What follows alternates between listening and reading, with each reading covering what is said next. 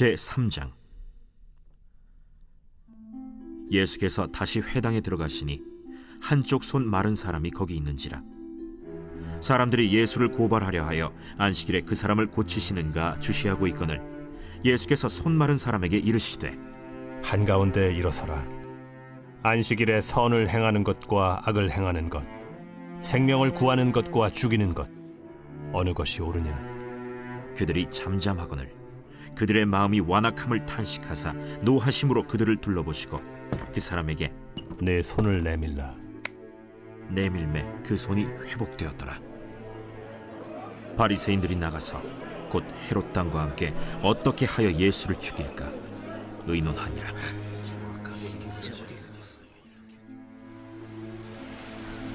예수께서 제자들과 함께 바다로 물러가시니 갈릴리에서 큰 무리가 따르며 유대와 예루살렘과 이두메와 요단강 건너편과 또 두로와 시돈 근처에서 많은 무리가 그가 하신 큰 일을 듣고 나오는지라.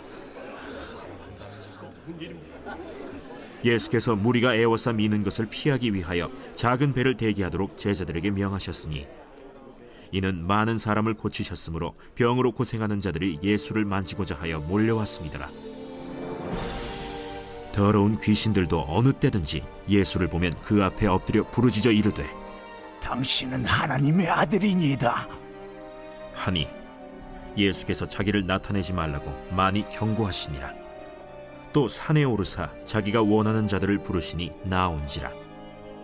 이에 12를 세우셨으니 이는 자기와 함께 있게 하시고 또 보내사 전도도 하며 귀신을 내쫓는 권능도 가지게 하려 하심이로라.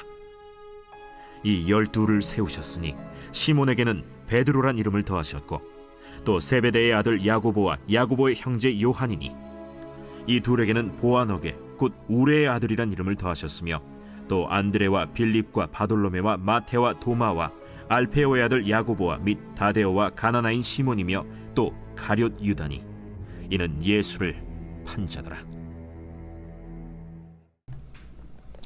할렐루야. 이른 새벽 우리 주님 전에 오신 우리 믿음의 성도님들을 환영하고 축복합니다. 예수님께서 다시 회당으로 들어가셨습니다. 회당에는 이 예수님을 비난하고 트집을 잡기 위한 이 율법 교사들과 바리새인들이 있었습니다. 그리고 그곳에 또 한 사람, 손이 오그라든 사람이 있었죠. 그때 종교 지도자들은요, 예수님이 그를 어떻게 하나, 오늘이 안식일인데 고쳐주냐 안 고쳐주나 주시하고 있었다라는 것입니다. 예수님은 손 오그라든 자를 바로 알아보시고 일어나 가운데로 나오라 말씀했습니다. 여러분, 가운데로 오라는 것은 회당에 있는 모든 사람들이 주목하라라는 의미입니다. 그때다 싶어서 종교 지도자들이 묻습니다. 안식일에 병을 고쳐도 되는 겁니까? 그랬더니 예수님께서는요, 그들의 마음을 아시고 이렇게 말씀합니다. 5절의 말씀에 그들의 마음이 완악함을 탄식하사 노하심으로 그들을 둘러보시고 그 사람에게 이르시되 내 손을 내밀라 하시니 내밀매 그 손이 회복되었더라. 예수님께서는요, 그 사람들의 마음이 악하고 굳어있는 것을 아시고 깊은 한숨을 쉬시며 분노하셨다라는 것입니다. 그들은 종교의 경건을 빙자하여서요, 사람의 생명을 살리는 일에는 관심이 없었고 오롯이 자신들의 종교적인 신념이 더 중요하다고 여기는 사람들이었습니다. 여러분, 왜 손마른 자였을까요? 그 손마른 자가 손을 내밀어서 도움을 요청하고 간절함을 요청함에도 그 누구도 손을 잡아주지 않았다라는 것을 의미하는 것이죠. 이에 예수님은 오히려 그에게 손을 내밀어서 그의 손을 고쳐주었다라는 것입니다. 사랑하는 우리 믿음의 성도 여러분, 경건의 모습이 있지만 우리 안에 생명이 없어서야 되겠습니까? 예수님은 생명을 살리시는 그 일을 위해서 이 땅에 오셨다라는 것입니다. 이 요한복음 10장 10절의 말씀에 내가 온 것은 양으로 생명을 얻게 하고 더 풍성히 얻게 하려 함이라. 아멘. 사랑하는 우리 믿음의 성도 여러분, 우리 경건의 모습보다 더 중요한 것은요, 이 자신을 드러내는 삶을 살아가는 것이 아니라요, 누군가의 생명을 살리면서 예수 그리스도를 드러내는 삶을 살아내야 한다라는 것입니다. 생명은요, 이 육의 목숨을 의미하는 것이기도 하지만 이 우리에게는 영을 살리는 것을 의미하는 것입니다. 그러니 예수 그리스도를 내 안에 모시고 주님을 모시고 생명을 살리는 일에 앞장서는 우리 믿음의 성도님들 되시기를 간절히 소망합니다. 그때 바리새인들의 반응이 이러했습니다. 6절의 말씀에서 바리새인들이 나가서 곧 헤롯 당과 함께 어떻게 하여 예수를 죽일까 의논하니라. 여러분, 이 헤롯 당은요, 이 당시 유대 사회에서 이 최상층에 있었던 부유한 사람들이었고 정치를 하는 사람들이었습니다. 로마의 지배를 정당화하는 사람들이었고요. 이 반면에 바리새인들은요, 유대교를 중심으로 둬서요 철저한 민족주의자들이었습니다. 이 두 부류는요 결코 이렇게 한 마음을 품기가 쉽지 않은 사람들인데 그들이 같은 마음을 품었다라는 것입니다. 무엇의 마음을 품었습니까? 예수님을 죽이는 일에 한 길을 걸어갔다라는 것입니다. 사랑하는 우리 믿음의 성도 여러분, 생명을 살리는 일에 있어서 또다시 죽음과 그 음모가 더욱더 많아지고 있다는 이 사실을 우리는 잘 알고 있습니다. 예수님은 그들을 피해서요, 제자들과 생명을 살리는 일을 위해서 갈릴리로 떠났습니다. 예수님이 갈릴리 호숫가에 있었을 때 많은 사람들이 예수님을 만나려고 더 많이 몰려들었습니다.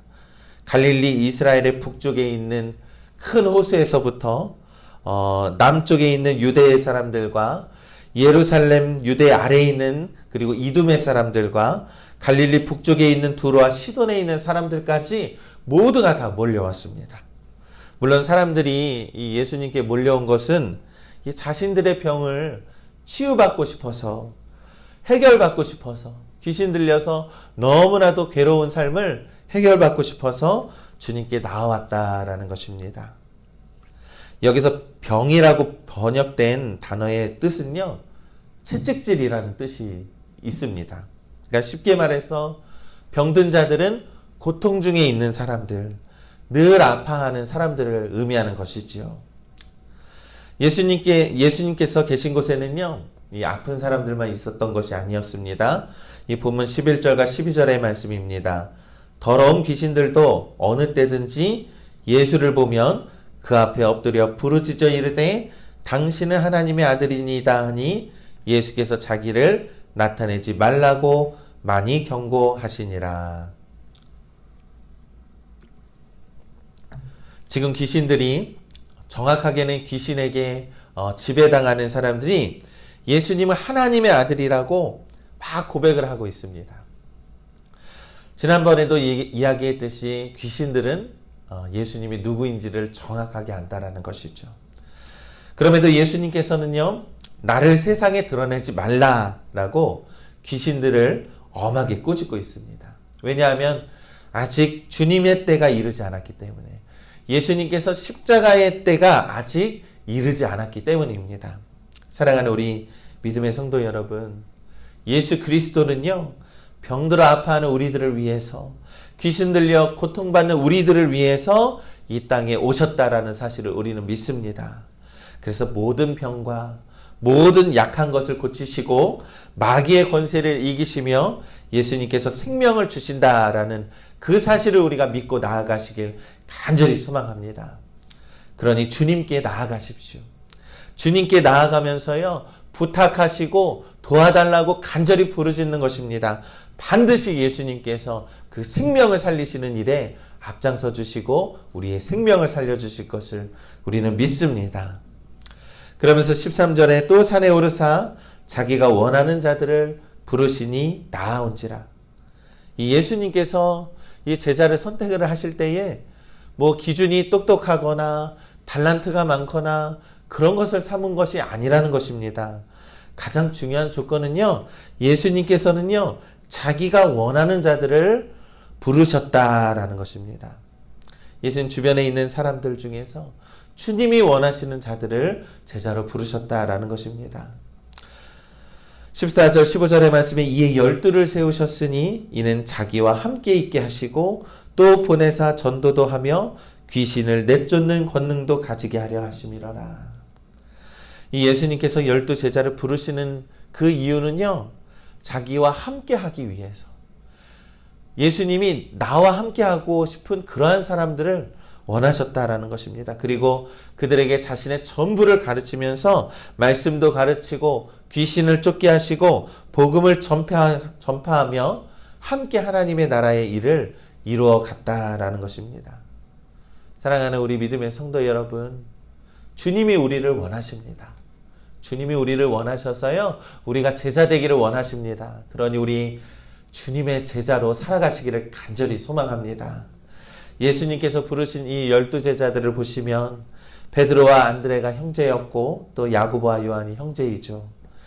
여러분, 베드로의 본래 이름은 시몬이었습니다. 그러나 베드로는 반석이라는 뜻을 갖게 됩니다. 이 혈기 많고 다혈질이었던 베드로가요, 든든한 반석이 되었다라는 것입니다. 야고보와 요한은 우레의 아들이라고 명했습니다. 우레의 아들, 이 얼마나 멋진 이름입니까? 그 중에 야고보는 제자 중에서요, 첫 순교자가 되었습니다. 요한은 마지막까지 살아서 정말로 예수님의 사랑받는 제자라고 기록이 되었고요. 우레아의 아들에서 정말 사랑이 넘치는 그러한 제자가 되었다라는 것입니다. 그리고 도마는 우리가 늘 의심이 많다라고 생각을 하지만요, 도마는 그 제자들 중에 용기가 가장 많은 사람이었습니다.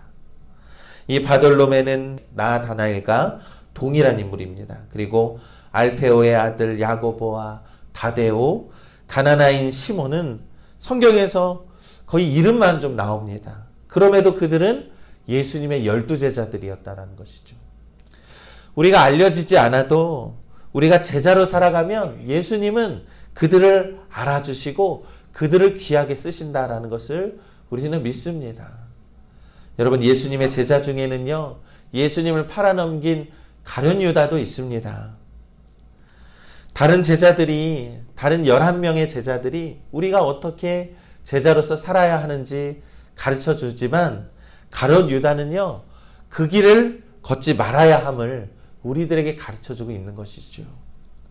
사랑하는 우리 믿음의 성도 여러분, 예수님께서 우리를 필요로 하십니다. 우리를 부르고 계십니다. 그러니 네 하고 응답하시며 주님의 제자로 살아가시기를 간절히 소망합니다. 그러니 언제나 어디서나 진리이신 하나님의 말씀을 우리가 붙들고 살아가는 겁니다. 예수님을 따라 살아가면 주님께서 동행하여 주시고 주님께서 이루시는 수많은 기적과 같은 일들을 우리가 경험하게 된다는 것을 우리는 믿습니다. 그러니 우리 주님을 따르는 사람들이 되시길 간절히 소망합니다.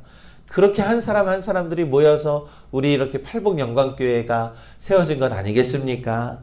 그러니 우리 오늘 하루도요, 예수님을 목적으로 삼고 주님의 제자다운 삶을 살아가시기를 간절히 소망합니다. 그래서요, 우리 오늘 하루 하는 모든 일들이 하나님께 영광을 돌리며 하나님께 기쁨을 나타내는 최고의 삶을 살아가시기를 주님의 이름으로 간절히 축원합니다.